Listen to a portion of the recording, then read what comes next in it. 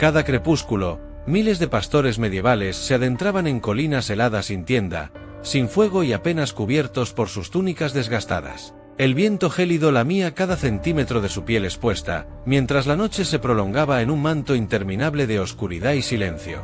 Sin más compañía que su rebaño, debían enfrentarse a horas que parecían eternas, donde el frío se colaba en los huesos y la fatiga amenazaba con congelar hasta el aliento. ¿Cómo era posible resistir semejante prueba sin un refugio sólido, sin un leño que encendiera calor, sin más herramientas que la lana de sus prendas y el instinto de supervivencia? Hoy descubrirás las 7 estrategias de baja tecnología que estos pastores pusieron en práctica para vencer al invierno y volver a ver salir el sol. Desde aprovechar el calor de su propio cuerpo y el de sus animales, hasta crear improvisados escudos contra las ráfagas y transportar brasas encendidas como si fueran tesoros, cada técnica combina ingenio y simplicidad. Quédate hasta el final, porque te contaré cuál de estas técnicas aún se enseña en los entrenamientos de supervivencia de comandos polares. Entre rebaños y pastores se tejía una alianza silenciosa contra el hielo. La agrupación entre animales y humanos se convirtió en la táctica más fiable para retener calor. Al caer la noche, muchos dormían encajados entre 2 ovejas, presionando su cuerpo contra el suave abrigo de lana para absorber su calor corporal. No eran raras las ocasiones en que colocaban corderos o perros directamente sobre el pecho, como radiadores vivos que protegían los órganos vitales de la hipotermia. Para evitar que la frágil formación se deshiciera durante el sueño, ataban cuerdas de lana alrededor del pecho y su pareja animal, creando un único bloque térmico que impedía que el viento enfriara sus cuerpos. Incluso en campañas militares medievales, los mandos dictaban que los soldados de menor rango durmiesen en parejas, turnándose para mantener vivo el calor común. Esta misma estrategia de compartir el calor corporal forma parte de los manuales de supervivencia en climas extremos y del entrenamiento militar en regiones polares. Cuando la lluvia y la nieve amenazaban con empapar hasta la última fibra de lana, el verdadero refugio portátil de los pastores medievales era su propia capa. Hechas de tejido de lana tosca, estas capas se impregnaban de grasa animal, cera o sebo para repeler el agua y crear una barrera rudimentaria. Al caer la noche, bastaba con extender la capa sobre el suelo o doblarla en 2, meter los pies y envolverla sobre el cuerpo como si se tratara de un campamento improvisado, formando un espacio de aire mínimo que atrapaba el calor corporal. Para mejorar el aislamiento, a menudo añadían un forro interno de pieles, paja seca o incluso musgo recogido de los bosques cercanos, una simple capa extra de material vegetal que retenía el calor e impedía que la humedad se filtrara. Un inventario del siglo XIII, encontrado las cuentas de una pequeña comunidad de pastores alpinos, menciona capas transmitidas de generación en generación, reforzadas con costuras de cuero y lujosos bordados que, además de valor ornamental, reforzaban los pliegues para colocar el relleno aislante. Hoy, los ponchos de emergencia y los sacos de bivac cumplen la misma función: minimizar el volumen de aire y proteger del viento y la humedad. Esta herramienta medieval no solo salvaba vidas, sino que sentó las bases de los equipos de supervivencia que todavía usamos en expediciones modernas. Los pastores sabían que el suelo helado era su peor enemigo. La conductividad del suelo absorbe calor como una esponja, y ellos, para contrarrestarlo, recolectaban paja amarillenta, hojas crujientes, ramillas delgadas o incluso lana recién esquilada, apilándola en un montículo lo bastante grande para crear un nido acolchado. Con la capa desplegada sobre ese lecho vegetal, formaban un cuenco donde acomodarse. El aire caliente que sus cuerpos irradiaban quedaba atrapado en el interior y el frío de la tierra quedaba a distancia. En regiones donde la humedad podía arruinar la paja, recurrían a estiércol seco de oveja o cabra como aislante extra. Aunque su olor era intenso, su baja conductividad térmica convertía ese material en un perfecto pulmón que evitaba que la humedad subiera y que el frío penetrara desde abajo. Algunos pastores avanzados forraban primero el suelo con musgo compacto, después añadían una capa de hojas, y por último, un colchón de lana. El resultado era un rudimentario lecho vegetal que protegía no solo del frío, sino también de la escarcha y la condensación. Esta estrategia simple, elevarse del suelo y rodearse de materiales secos, no solo garantizaba un descanso más cálido, sino que se mantiene vigente en la supervivencia moderna. Basta con pocos minutos y unos brazos fuertes para construir un lecho que convierta la tierra helada en una cama razonablemente acogedora. Si te está gustando esta inmersión en el pasado, suscríbete ahora. Aún quedan estrategias igual de sorprendentes por descubrir. Cuando el viento cortante amenazaba con arrebatar incluso el calor retenido por el cuerpo, los pastores medievales recurrían a paravientos rudimentarios, una defensa rápida contra las ráfagas.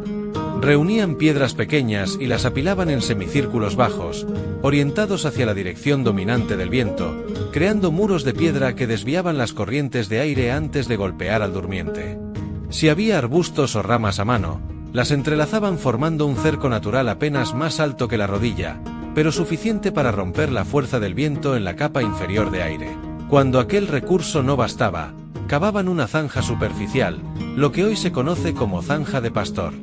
Lo justo para acostarse dentro de ella, mientras el terraplén formado en el lado expuesto actuaba de escudo. Ese débil bolsillo térmico combinaba la protección contra el viento con el ligero aislamiento que ofrecía la tierra removida. No se trataba solo de comodidad, pues cortar el viento es tan vital como generar calor. Al bloquear las ráfagas antes de que alcanzaran el cuerpo, se reducía drásticamente la pérdida de temperatura y con ello, el riesgo de hipotermia. Una defensa sencilla, construida en minutos y sin herramientas complejas, que convertía un terreno abierto en un refugio improvisado. La madera, un recurso indispensable para mantener el fuego, muchas veces estaba empapada y el viento pareciera querer sofocar cada chispa, pero los pastores medievales aprendieron que el verdadero tesoro no era el fuego, sino las brasas vivas. Para conservarlas, envolvían un fragmento de carbón incandescente en musgo o en barro fino, creando un caparazón natural que evitaba que el oxígeno lo consumiera por completo. Luego sellaban ese huevo de fuego dentro de calabazas vacías, pequeñas vasijas de barro o incluso estuches de lana gruesa, recipientes improvisados que facilitaban el transporte sin quemaduras. Al llegar al siguiente campamento, bastaba con extraer el huevo, desempolvarlo con cuidado y al exponerlo al aire, recuperar brasas aptas para encender un nuevo fogón sin necesidad de flint o fuego por fricción. Esta técnica, documentada entre los pastores de los Alpes, dio origen a lo que hoy los aficionados a la supervivencia conocen como portabrasas, bolsas específicas para trasladar fuego con seguridad. Así como los excursionistas modernos recurren a sacos de emergencia y pouches de carbón especiales para prolongar la llama en expediciones, los humildes pastores dominaban un método sostenible y silencioso. No dependían de pedernal ni de yesca seca. Su huevo de fuego funcionaba como una batería térmica que, con un poco de aire y paciencia, devolvía la vida al calor ancestral.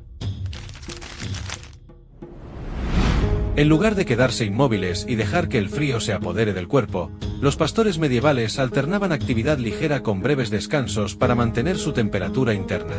Caminaban lentamente entre el rebaño, ordenaban montones de lana o apilaban piedras, movimientos suaves que activaban la circulación sin consumir demasiada energía. Tras unos minutos de ejercicio, buscaban un hueco protegido del viento, quizá detrás de un montículo o bajo la capa extendida, y se acurrucaban en una siesta de apenas 10 o 15 minutos.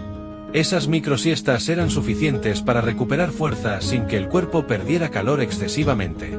Al reactivarse con más movimiento, intercalaban nuevamente otro breve descanso, evitando la rigidez muscular y manteniendo el calor corporal repartido de forma uniforme. Estudios modernos demuestran que este patrón de actividad-descanso puede incrementar el metabolismo hasta en un 20%, transformando cada paseíto o tarea simple en una fuente de calor vital.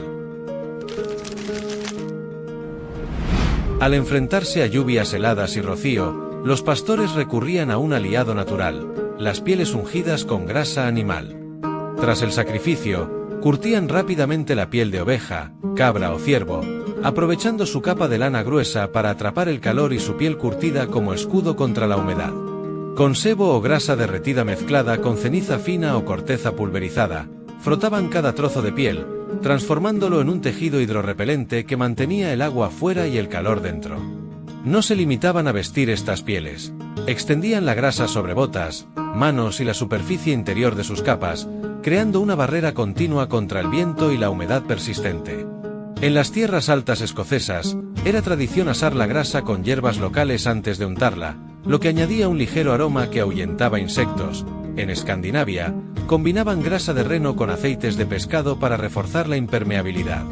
Este método primitivo guarda un sorprendente parecido con las capas de contención de vapor, usados hoy en ropa técnica de montaña. En un mundo sin linternas LED ni sacos térmicos, estos genios medievales sobrevivieron al invierno con poco más que lana, fuego y voluntad. No eran héroes de leyenda, eran humanos como tú y como yo. Y sin embargo, noche tras noche, vencieron a la muerte con ingenio, resistencia y una conexión profunda con la naturaleza. Porque cuando la tecnología falla, el conocimiento ancestral es lo único que permanece. Y ahora que lo sabes, ¿podrías tú sobrevivir una sola noche como ellos? Si este viaje por la historia te inspiró, suscríbete y comparte este vídeo con alguien que necesite recordar que el verdadero equipo de supervivencia no está en una tienda, está en la mente, el cuerpo y el espíritu.